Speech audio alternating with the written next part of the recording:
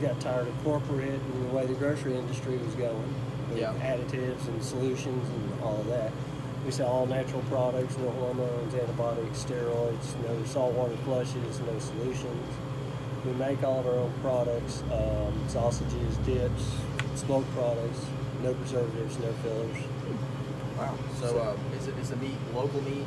No, to sell to the public, we have to have USDA inspected meat. Okay. And there's no USDA plant close to here. Closest one's at LJ. Oh, that's a little ways away. Yeah.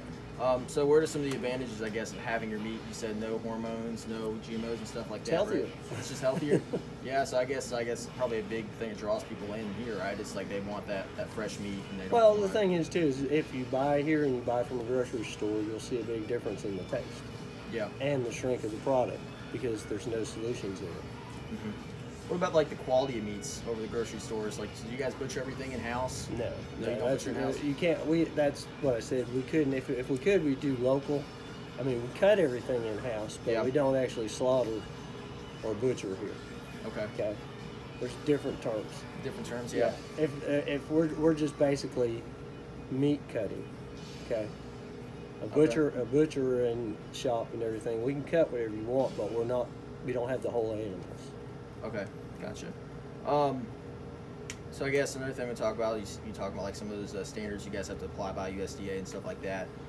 So what are some of those like sanitary standards that you guys have to have here in the shop? Like, is there a certain temperature you got to keep the meat at? Oh yeah, we have to follow all the standards that all the industry does. Could you maybe talk about that for a little bit? Just some of the like the temperature maybe the meats have to be kept at. Is that a thing? They have to be kept below 40 degrees. Below 40 degrees. Yeah. That's probably to stop, with bacterial growth. Bacterial growth below 40 degrees. My cases run at 32. 32. And so is it the same for the fish as well as the meats? Fish is all frozen. Fish is all frozen. Okay. Mm-hmm. And the chicken as well. Is it the same as meat? Beef, pork, chicken, all of that has to be kept below 40 degrees. Okay. So those you guys also do deer processing as well too. Mm-hmm. So that's so you butcher those in house. The deer come in skinned and quartered in coolers. Okay. Okay. And we have a separate room back there where we do all the deer processing. It has to be segregated from the stuff that we're doing with the public. Okay. Because you said there's no preservatives and things, what's the shelf life like for Not the as long. Okay. Okay. The thing on the beef is we also carry the certified Angus beef, which is all grass grown, grain finished, but it's all aged before we get it. So we get the ground beef in fresh because if we grind it, it turns colors. There's no solutions or anything in there, so it's not going to stay pretty and red.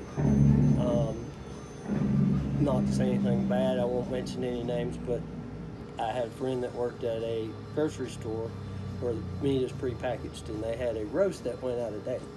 And they put it in the cooler to see how long before it would change colors. And 30 days out of date, it was still red. Wow. That scares me. Yeah. So so by the time you guys get it in here and it's got to be out to the consumer, since it doesn't have the preservatives, how long is that usually? Oh, I mean, we basically go by color. Okay. Yeah, if it starts turning on the beef before it turns or goes bad or anything, in pork we turn a lot of because we make all that sausage, tons of sausage. Yeah. Okay. So we're pulling product daily out of the case and turning it into sausage. So, I mean, but as far as beef aging, people are used to a pretty red steak. Better steakhouses and all age stuff, and they use all natural meat, and that way it turns a brown color on the beef. Mm-hmm. It's a surface bacteria. It can't hurt you because you're going to grill it or sear it, and it kills it immediately. Right. So, I mean, as far as the beef, I mean, I've got people come in looking for discolored steaks. Really, they're looking for that? Yeah, because it's more tender. It's a natural aging. Okay, because of the bacteria? Well, it actually starting to break down the muscle fibers. Mm-hmm. So once it gets to that point, and like I said, stuff we cut, some of the stuff we cut, the leaner cuts like tenderloins and strips and all, sirloins, 3 or 4 days they're starting to turn color because they don't have as much fat. Yeah. So.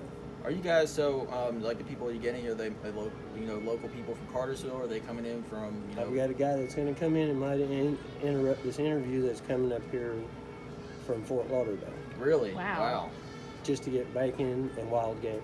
Okay, so you guys aren't just servicing local community. You guys are servicing. I've got customers that come in for our package deals from Chattanooga, Birmingham. They'll call and order a package deal and then come pick it up.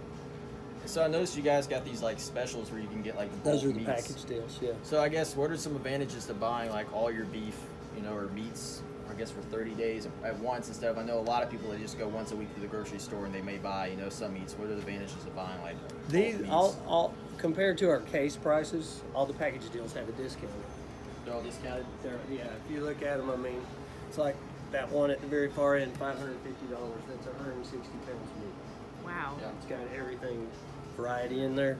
And so, you're looking at, on a grow calculator, I don't do that one. I can tell you most of these. How long would that last, like a family, the 160 pounds? One of the guys from Birmingham comes once a month, and he's got 8 kids. Wow. So, Wow. So I guess you carry. yeah, see that one, even with steaks Yeah. and everything in it, it's only $3.45 a pound. It's a really That's good deal. good. Wow. Yeah. But I guess you have to have, just keep a big freezer on hand, right? Just Actually, the way we package everything, because we package everything in freezer paper, and we package it out how people need it for their meals. They're all custom done. So when we do them, you can just go to your freezer and pull stuff out. But that big giant one right there would take up about a small freezer, like that table over there. yeah. It would take up about from the table down to the floor. Okay. Another thing I want to ask you about is like just packaging in general. So when would you paper package something versus when would you like seal it It's in freezer plastic? paper. Freezer paper? Yeah, freezer paper is different than butcher paper. It's waxed inside. Okay. Okay. So you have that wax and a good seal on it, so it's going to last a long time. Vacuum packing, if you're going to freeze something, it'll last until the vacuum busts, as long as it stays frozen. Okay. Cellophane wrap you get in the grocery stores in here, everybody thinks is freezer ready, but it's not. Yeah. Okay.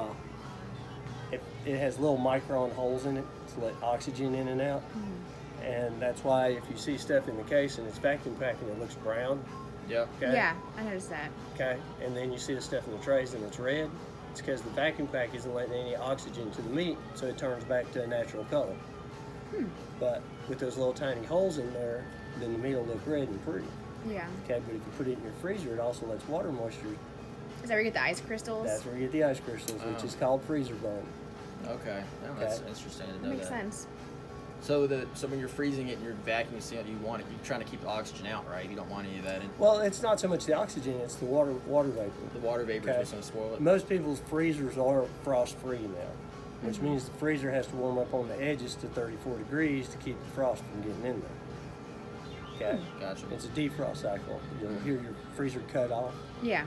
Okay? It's one of two things. It's either on defrost or it's at the temperature it's supposed to be. Okay? If it goes on defrost and it warms up the edges, well, everything close to the edges are going to get right to that edge, thawing. They're not going to thaw, but just to the edge. So you get a better chance of freezer burn. Gotcha. And when you got the shrink wrap, is what they call it, the plastic wrap on it, when you got that on it, you got a lot more chance of moisture coming out. Gotcha. That makes sense. That makes sense, yeah. So I guess, just maybe, why would somebody, probably just customer service, right? I mean, you're going to get much better customer service coming here, Oh, speaking yeah, to we'll you, cut- getting cuts of meat thing. If you're going to go to, let's go down the street to Kroger, and you're just going to get some guy, probably doesn't have a whole lot of experience, right? Right. And, he's just going to say, oh, this is what we have on hand. But you come here, you can probably get some really choice cuts, and you're going to be able to tell them a lot more information, right? Because you said, 20 years of experience? Me? Yeah, but you say you and there's other guys? No, we've had the shops for 20 years. The shop's at least 20, so you got over that. I've been cutting meat for 48 years. Right, so you come in here, you're going to get the expertise that you're not going to get at your big chains, right? No, I mean, that's changed too. I mean, when I started cutting meat and everything, it was animals. We did break animals. We did have to know the cuts. You had to be a butcher. That's why I say people right now, we're pretty much just meat cutters because everything's comes in broke down. And a lot of the places, this new Kroger, the old Kroger, no, they didn't cut meat. Okay, everything came in pre-cut. Yep. Okay, they've got people there that cut now, but like you said, they don't have a lot of experience. All right. Yeah, Gotcha. because you even said you cut specifically to what the customer wants. Like, you package it. Oh yeah. I mean, if you come in and you want ribeyes and you want a 1/2 inch ribeye, you want a 2 inch ribeye, whatever you want, we're going to cut. If you want to pork chop, sorry, getting dry. You're good. So it's more Talking too long. individualized. I'm sorry, I don't think I caught your name. Mike? Mike. Mike? Alex. Nice Alex. to meet you, Mike.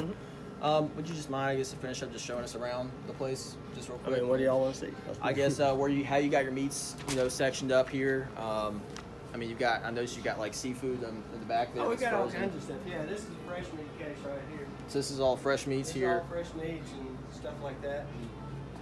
And then we'll just go step by step. It's all different fresh meats. Okay. And then this over here, we've got all of our, we got some wild game down here, and a lot of the dips and everything we make. And then this is all fresh sausage, but we freeze it when we make it because it's just meat and seasoning. We don't use any preservatives or fillers. Like you see Jimmy Dean or something on the shelf, if you look on it, Yeah. it's got preservatives in it. Right. Okay. This one is just meat and seasoning. So that'd be like the nitrates and things? So I guess touch on wild game. I'm reading something about like, is there some laws about You can't sell Wild- wild game, yeah. wild game like we can't sell local deer. Okay. All the stuff that we buy through suppliers. through suppliers? And they're Okay. farm raised, believe it or not. The deer right now comes from New Zealand. Really? Yeah. Wow. So that's where we're getting it. It's not really a farm. The ranch is out there, the smallest one is 640,000 acres. So Gosh. yeah, and then like the elk is coming from Canada. The bison we get from different parts in the west right now. When I get on bison is I think Colorado and Wyoming. I'd have to look back at the bills. So All right. So you guys got like sausages and yeah, things like and then that. smoked sausage, all fully cooked. Same thing.